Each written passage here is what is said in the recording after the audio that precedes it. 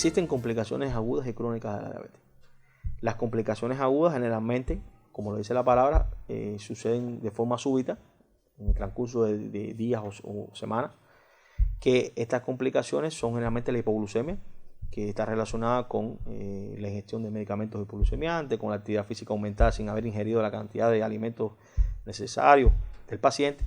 Está la cetoacidosis diabética, que muchas veces esta entidad se ve en el debut del paciente con diabetes tipo 1, o se puede ver también en pacientes con diabetes tipo 2 mal controlada. El coma hiperosmolar, que es otra complicación también por niveles elevados de glucosa de forma mantenida en el paciente mal controlado con diabetes mellitus tipo 2. Esta complicación es más característica de los pacientes con diabetes mellitus tipo 2. Y está la acidosis láctica, que es otro tipo de complicación aguda. Y están las crónicas, que son aquellas que se van instalando tras años de mal control de la diabetes o de evolución de la diabetes, que son las más temidas por los pacientes. Ahí está la retinopatía diabética, la nefropatía diabética, la neuropatía diabética y el pie diabético, que nosotros conocemos. Son complicaciones que una vez que aparecen, una vez que se instauran, es muy difícil que regresen atrás. Usted puede, logrando un control metabólico adecuado, frenarlas quizás en el tiempo o demorar su progresión, pero una vez que comienzan ya es muy poco probable que usted vuelva a la normalidad.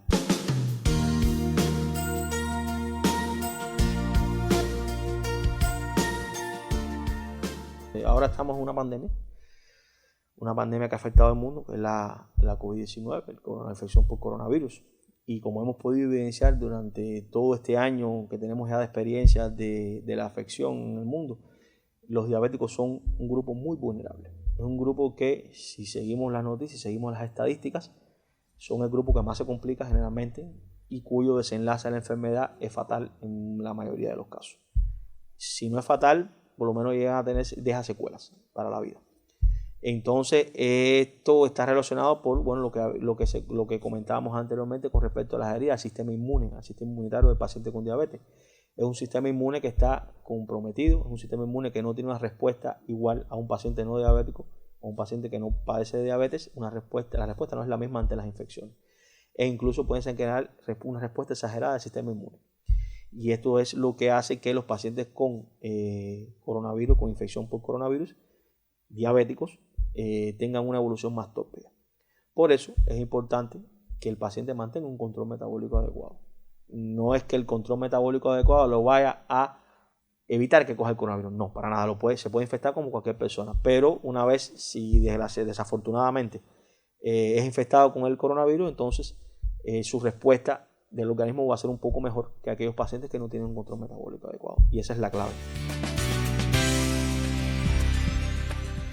Un paciente que padeció COVID-19, o sea que tuvo la enfermedad COVID-19, una infección por coronavirus, es un estrés metabólico, un estrés para el organismo. Y si este paciente tenía ya una predisposición genética a padecer diabetes con malos hábitos alimentarios, con un estilo de vida no saludable y había una predisposición genética, bueno, como toda infección, las infecciones de por sí, los estrés metabólicos pueden generar en el organismo, o sea, pueden precipitar el debut de una diabetes. Si un paciente que haya padecido COVID-19, si había un background de antecedentes familiares, de genética, de diabetes mellitus, con malos estilos de vida, puede ser el gatillo, el desencadenante de toda una cascada que dé al traste con el debut de una diabetes mellitus, como lo puede hacer cualquier otro tipo de infección. Usted puede tener un paciente con una predisposición genética a diabetes, que haga una neumonía, un absceso en una pierna y sea el gatillo que haga que el organismo ya se haga manifiesta una diabetes mellitus que estaba subyacente.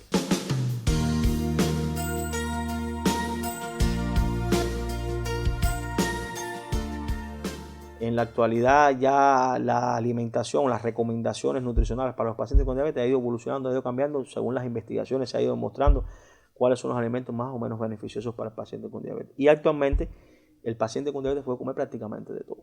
¿Qué es lo que pasa? ¿Dónde está la clave? La clave está en la organización de los horarios, las cantidades y que el paciente sepa identificar cuáles alimentos son los que más o menos lo descompensan.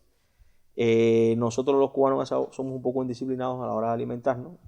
A veces no desayunamos, no merendamos Almorzamos malamente a veces, no por nada, sino porque simplemente estamos trabajando, nos coge el horario de almuerzo en la calle, y después por la noche nos vamos a desquitar con la comida y queremos incorporar todo lo que no comimos durante el día, lo queremos comer por la noche. Esto es muy bueno para engordar y muy malo para la diabetes.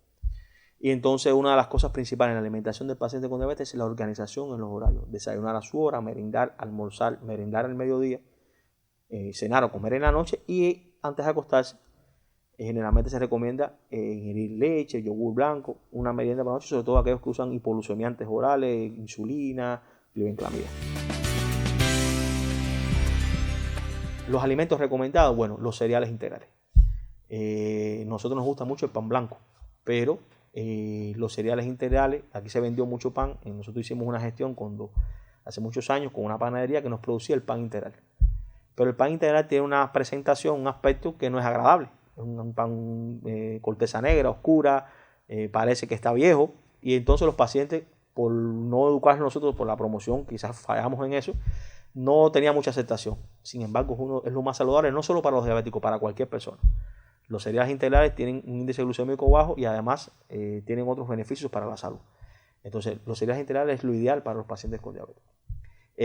Disminuir, por ejemplo, los alimentos azucarados.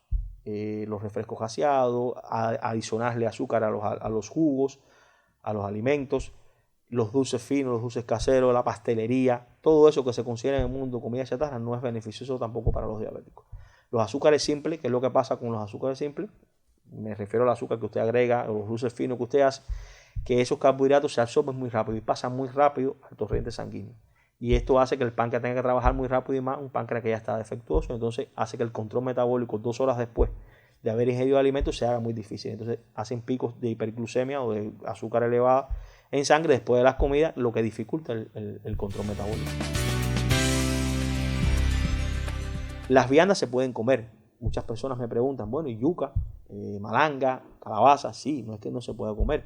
Lo que en las proporciones adecuadas según la cantidad de calorías que usted necesita en el día, que eso se calcula, lo calculamos nosotros los médicos, los nutricionistas, calculamos según el peso, la actividad física, qué cantidad de calorías necesita el paciente diaria. Un cuarto de taza de vianda, o sea, un pedacito de malanga, un pedacito de calabaza, un pedacito de yuca, en las comidas se puede incorporar.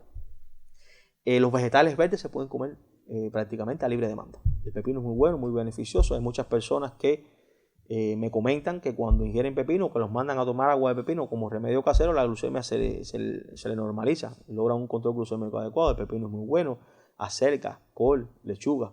Donde entra ya un poco las limitaciones en los vegetales que no son los llamados verdes.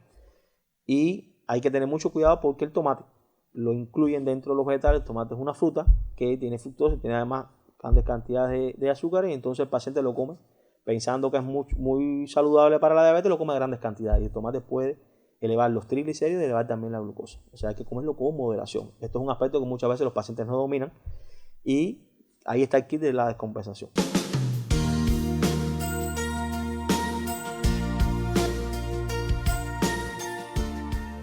En nuestro país, desde hace muchos años, se ha perfeccionado y se ha creado el mecanismo de atención al paciente con diabetes. Existe una red integral de atención al paciente con diabetes en todo el país, que en cada país, cada provincia tiene su particularidad. Nosotros aquí la tenemos bien establecida, incluso desde la atención primaria hasta el nivel terciario. Nosotros formamos todos los años, se realizan diplomados de actualización del manejo de la enfermedad para el grupo de médicos, enfermeras y profesionales de la salud en general que están encargados de estas consultas a nivel de la atención primaria. Eso existe. Hace poquito, ahora por la COVID este año no pudimos, en 2020, realizarlo, pero en 2019 se hizo un seminario, un diplomado de actualización donde participaron todos los médicos de atención primaria, clínicos, especialistas de MGI, licenciados, técnicos que están relacionados directamente con la atención de estos pacientes. Se le actualizó sobre todo el manejo, o sea que está muy bien preparado el personal en la atención primaria de salud. Existen consultas multidisciplinarias en cada una de las áreas de salud que funcionan con una frecuencia semanal, donde el médico de familia que diagnostica al paciente con diabetes envía esa consulta a dicho paciente y allí se es evaluado inicialmente. Ahí se define si ese paciente necesita de una atención más especializada, y entonces ese grupo multidisciplinario de atención primaria de salud define si remitirlo o no a la consulta provincial, que es la que llaman todos los pacientes, como más conocida por la clínica del diabético.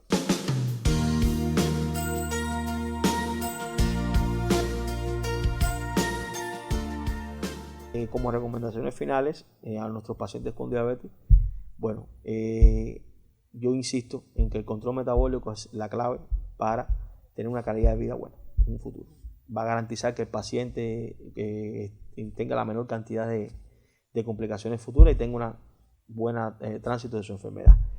Que la alimentación y los estilos de vida son fundamentales en el tratamiento. Hay que garantizar buenos estilos de vida saludables, una alimentación adecuada, saludable dentro de las posibilidades de cada cual, y que esto garantiza el tratamiento en más del 70%. Hay que protegerse, hay que cuidarse ahora con la pandemia que tenemos, que estamos transitando, que estamos presentando, porque ya, como habíamos referido, los pacientes con diabetes son más vulnerables a desarrollar complicaciones y desenlaces fatales de esta enfermedad.